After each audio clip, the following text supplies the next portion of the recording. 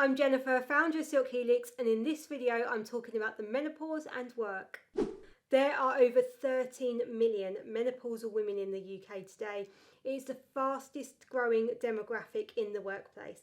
And 1 in 10 women quit their jobs due to the menopause, and discrimination cases have tripled over the past 3 years. Menopause will usually affect women between the ages of 40 and 60, most commonly between the ages of 45 and 55, and typically symptoms last around 4 years but can last anything up to 12 years. Symptoms include hot flushes and night sweats, feeling the heart racing and palpitations, difficulty sleeping, changes in mood such as feeling tired, irritable, depressed or anxious, difficulty in concentrating, poor memory, urinary problems such as recurrent urinary tract infections and loss of bladder control, and of course heavy bleeding. As a result of these symptoms, you may see an increase in absences or issues around performance. But with the right support, we can reduce the impact of these symptoms on both the business and women. As I mentioned in the opening to this video, discrimination cases have tripled in the past 3 years. Any employee who feels that they've been discriminated against can bring a claim to an employment tribunal. Claims related to the menopause could be linked to age, gender, or even disability. And don't forget that a provision, criterion, or practice that's applied to all workers could still result in indirect discrimination, where it puts somebody with a protected characteristic at a disadvantage. For example, requiring all employees to take breaks only at designated times. Employers should train managers to avoid stereotypical views like these are just women's issues. So how can you support employees going through menopause in the workplace? Firstly, increasing awareness is going to be key. You could have a menopause policy to support this, but you don't have to. The main thing is making sure that people are aware that it's a subject that can be talked about. Historically, menopause has been a bit of a taboo subject, or women's issues as it's been labelled, has not been helpful in the workplace. When we open up communication, women are able to talk about the things they're going through, talk about the impacts of the symptoms and how they might be supported to be able to deal with that and reduce the impacts on work. We should train managers to know what to say. Things like, are you going through menopause, is probably not the best question to be asking, or indeed referring to it as women's issues. But that doesn't mean we all have to become experts. Just being able to listen, understand and consider how we can help. Look at what reasonable adjustments you can make as an employer.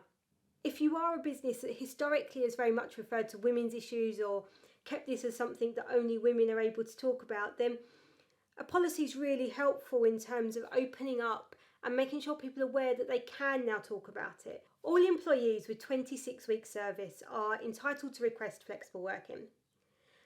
Flexible working requests are generally permanent changes to a contract of employment.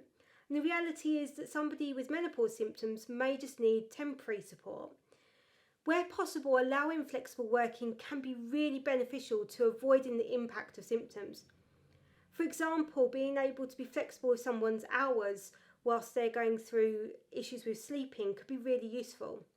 For example, adapting someone's working hours or allowing them to work from home can be really helpful in managing sleepless nights. Where symptoms include challenges with memory or concentration, employers should consider temporary changes to tasks to enable women to stay in the workplace. This is not always possible in small businesses. I know that if you're in a big business, if you've got big teams, it can be much easier to move things around, move work to other people. In a small organisation where you may just have one person doing the role of a whole department, that can be much more challenging. But you should consider what your options are. There are huge benefits to continuing to support them to remain in the workplace, remain in your business through this temporary time. If you can't make changes, document it. Document the discussions that you've had. Document what you've considered and why you can't make those changes, and take advice. Because if you do find yourself in a discrimination claim, you'll need to be able to demonstrate that you did everything that was reasonable, and the things you didn't do, why they weren't considered reasonable in your business. Temperatures in the workplace have often been an issue, particularly in offices. It's now known that women generally are a couple of degrees cooler than men, and therefore find that they often get cold within offices when men don't. This can be a huge challenge. Adding to that menopause symptoms where you can feel like you're overheating can add more to that challenge. Where possible, allow people to sit by a door, to have a fan, for example. That can help them to be comfortable in the workplace.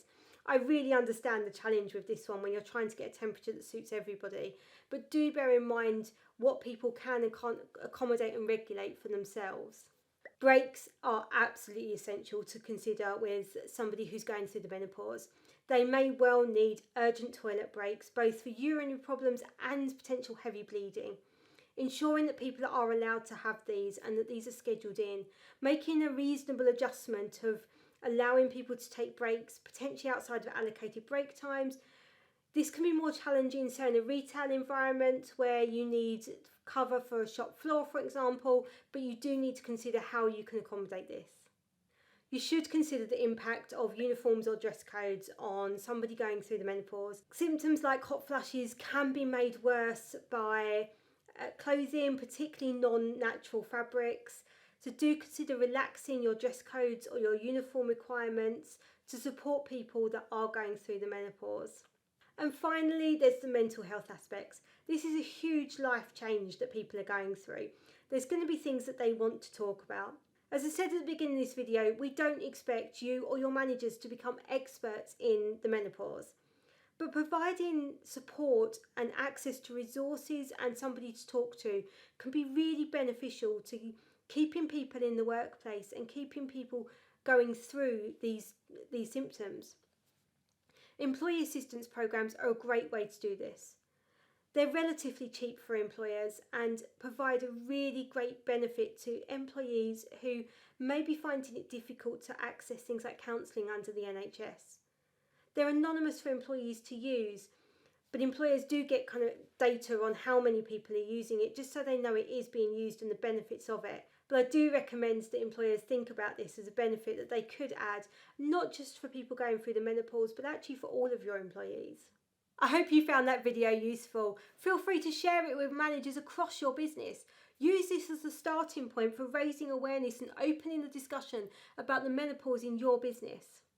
And if you found this video useful, I release videos every week with a variety of hints and tips around HR, people management. Hit subscribe and the notifications bell to make sure you don't miss a single one.